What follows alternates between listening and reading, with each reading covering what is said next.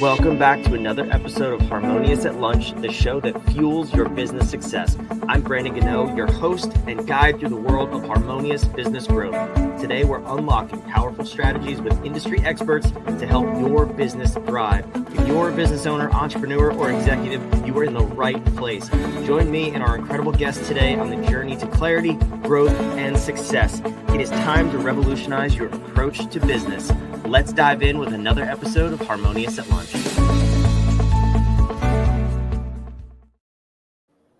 Welcome back into some more bite-sized business advice. In today's episode, I am just super jacked up about every now and then we mix in a physical health episode, some mindset episodes. We try to balance the whole entrepreneur on this show. And it's been a while since we talked about your physical health. But today's episode, our guest is going to do just that, talking about working out. And I think he's going to blow your mind. He said we only have to work out a couple of times a week and for only like 15 minutes at a time. So I'm already listening. I hope you are too. Steve McKinney, welcome to the show. And thank you for being here.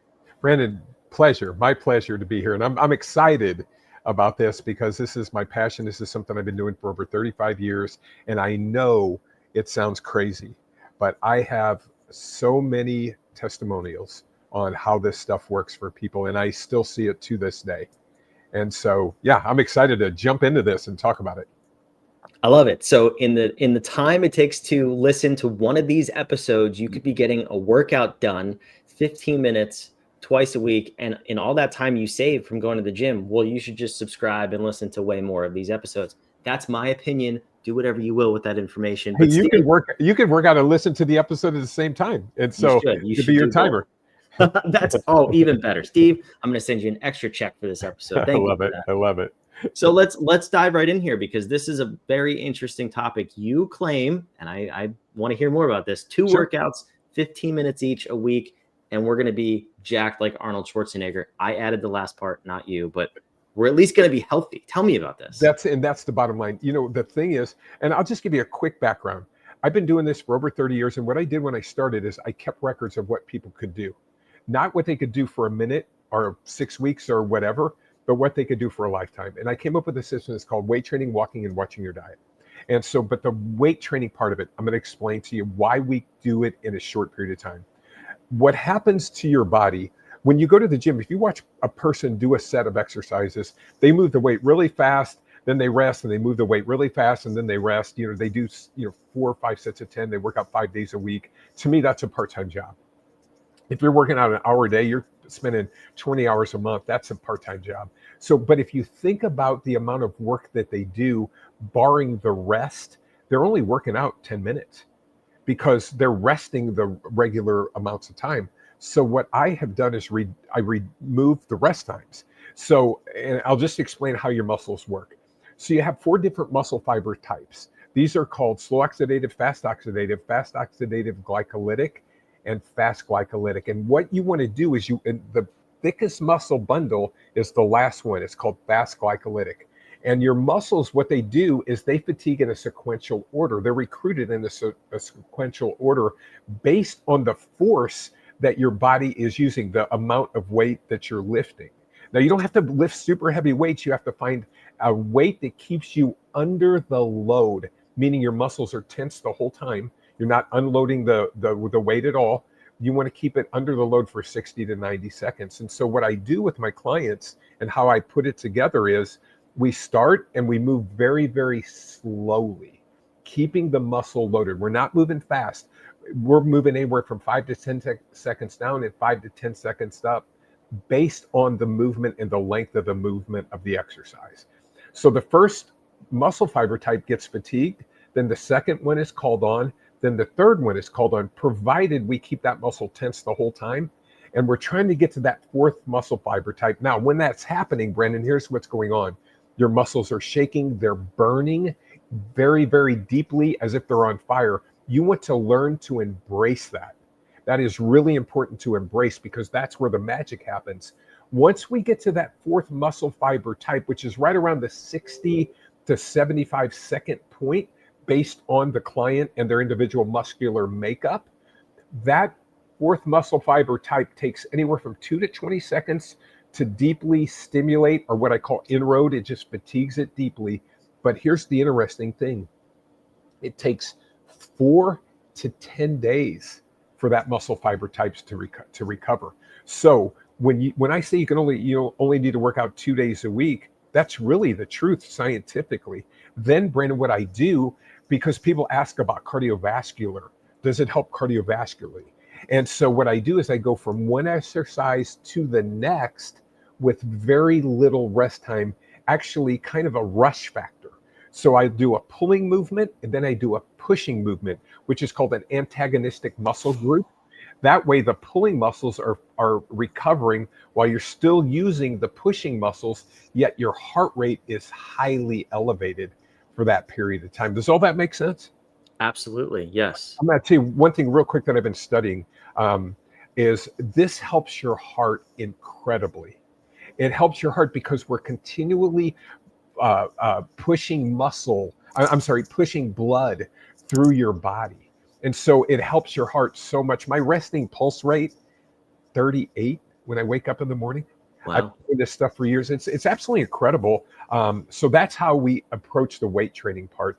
And the beauty of it is, it's almost a I'll just use the word religious experience, because you're connecting your mind to the muscle.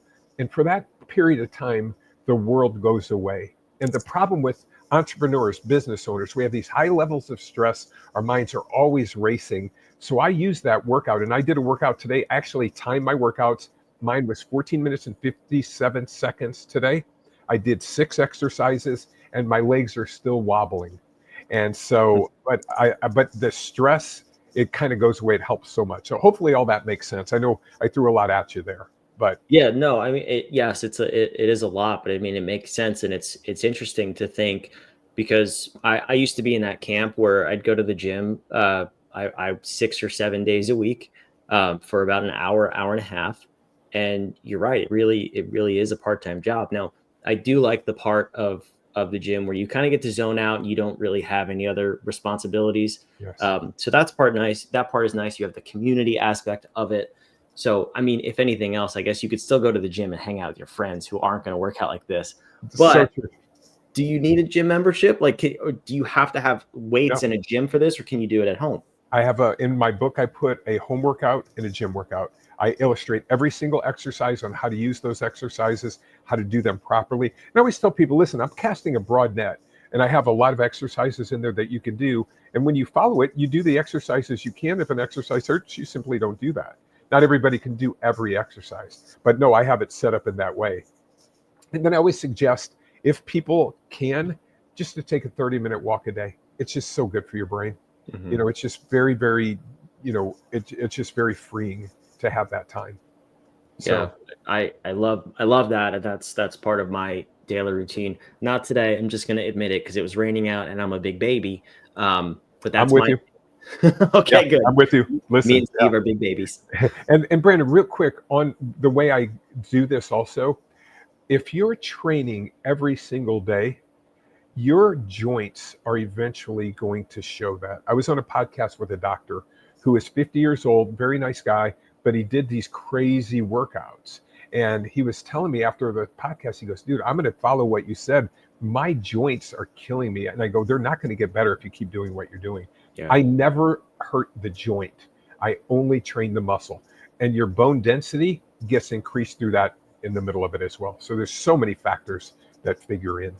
That's incredible. So now with this training, we'll go back to the example that you used with going to the gym multiple days a week, training different muscle groups and rotating through it.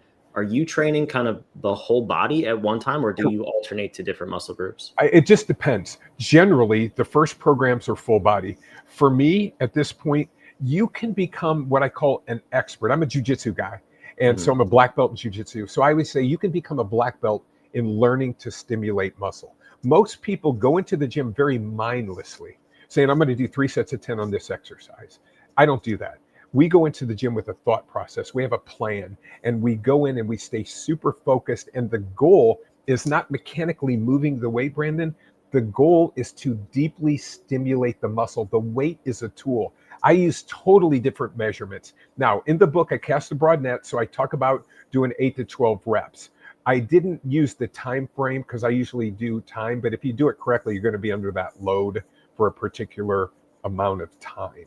And so what I do with that is I just make sure that you're very good at stimulating muscle. Brandon, I have people literally that come in once a week. I have an older guy, he works out once a week. It's changed his life. And we still do a full body. For me, what I'll generally do, like this week, I'm going to do 2 workouts. I'm going to do a leg workout today, and I'm probably going to do an upper body workout on Friday. I'm going to train jujitsu once in between. I'm 64 years old. I'm very careful with how I treat my body. I call the book Aging Gracefully, but I'm very careful with how I go about that. So I'll do an upper body on Friday. Now, next week, I'll probably wait till Wednesday, but I'll only do 1 workout, and it'll be a full body workout. So I alternate mine based on my needs, and that's kind of how I approach it. Okay. Yeah, I got you. All right. So then we've touched on working out, and I'm sure there's a ton more depth to that in the book, which I'm going to encourage everybody to go get. We'll talk about that at the end, or if you're curious, it's down below. I'll just give you a little teaser. But the second W, you talked about a little bit walking. Any methodology to that? Yes, there is actually. Great question. So with that, most of the clients that come to see me, they want to feel better, they want to have more energy, and want to get stronger, but they also want to look better. And a lot of times it's just body fat levels. And body fat levels are primarily controlled by dietary practices, not by exercise. Exercise is a very inefficient way to lose body fat. It's necessary to keep your muscle so your BMR stays high. You've got to keep muscle or even build muscle at certain points. But using exercise to lose weight is really bad for your body. People will run or things like that. So hard on your joints. I just suggest walking. But I suggest 30 minutes after your evening meal. And here's why. There was a study done, it was years ago, and this guy, he measured the calorie burn 3 hours after activity. The activities he measured was walking, eating and walking and eating. And he found that eating and walking increased your basal metabolic rate, your BMR, by 25 to 30%, provided you're on, if you're trying to lose body fat, that works perfect if you're on a restricted calorie diet. So, and even if you're not, still walking for 30 minutes, it aids in digestion. It helps calm your body. It helps calm your brain. It's just very, very good for you. So that's how I approach the walking aspect of it.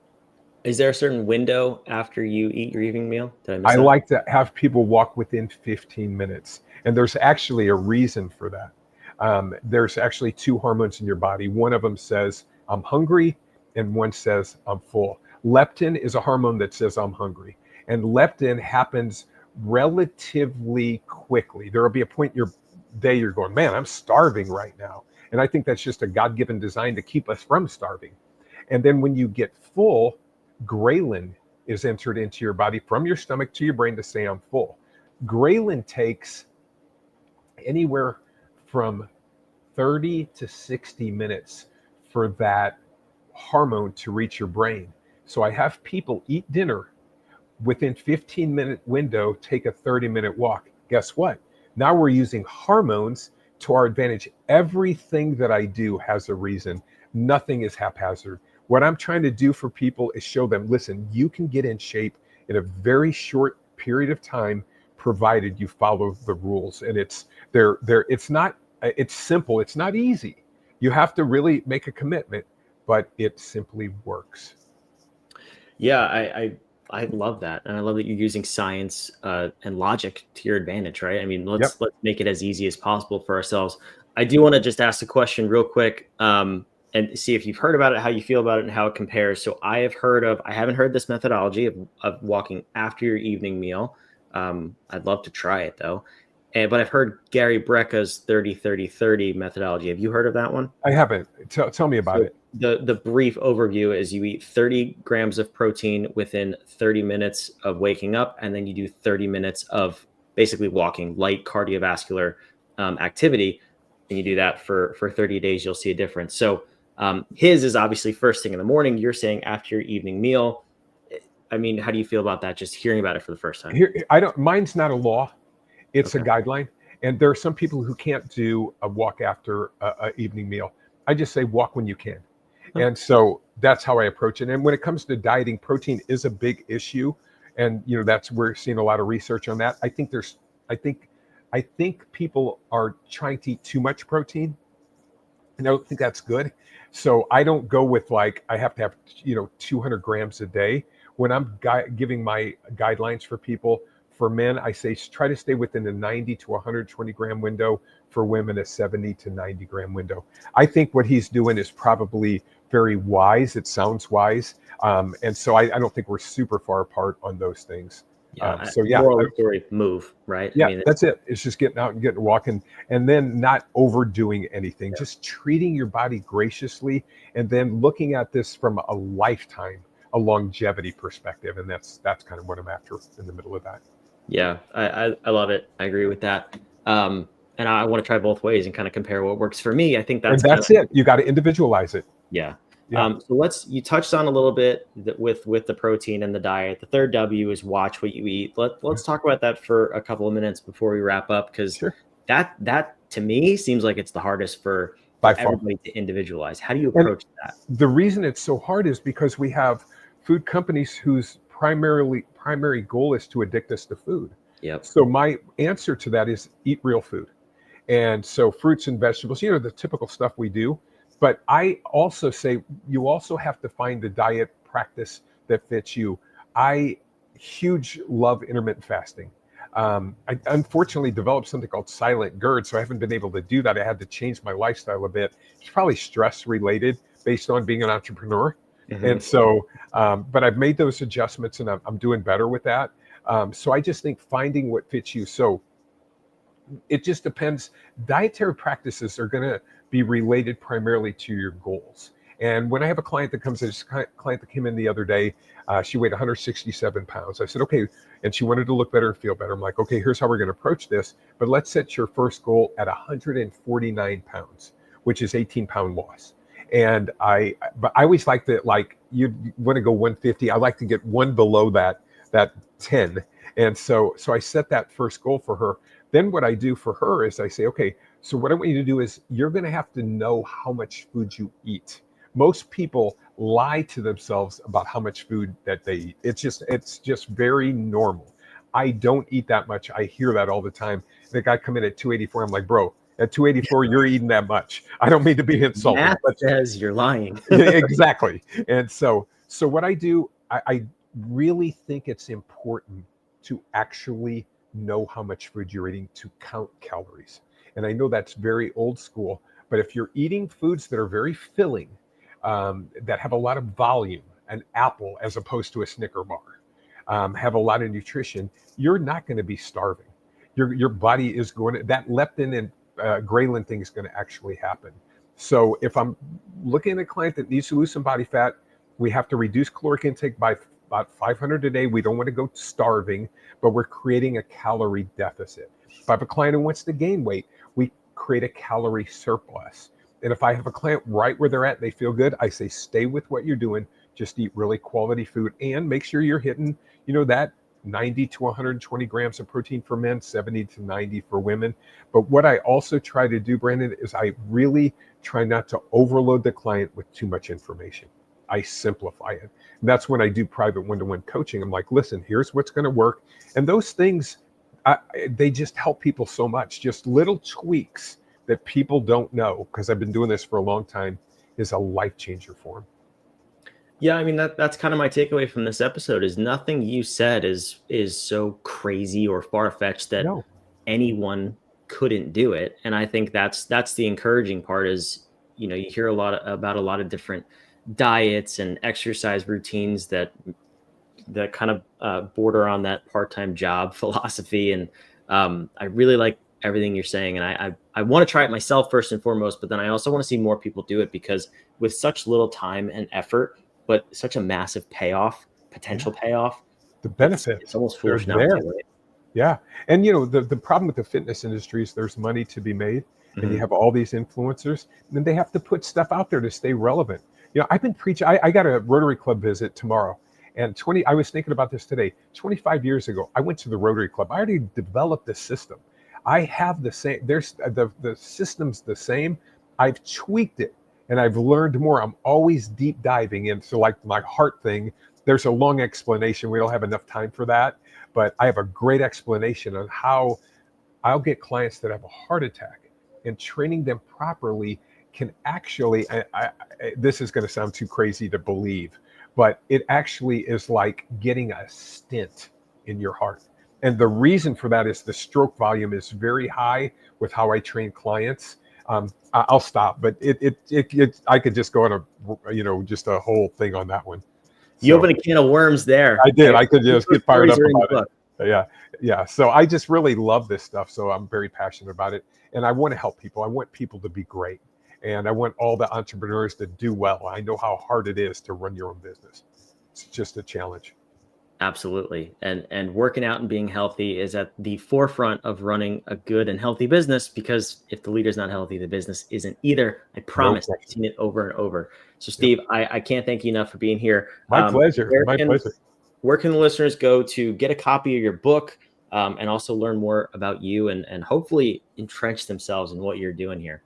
Awesome. So Amazon, you can get my book there. It's called The Gospel of Fitness, Steve McKinney.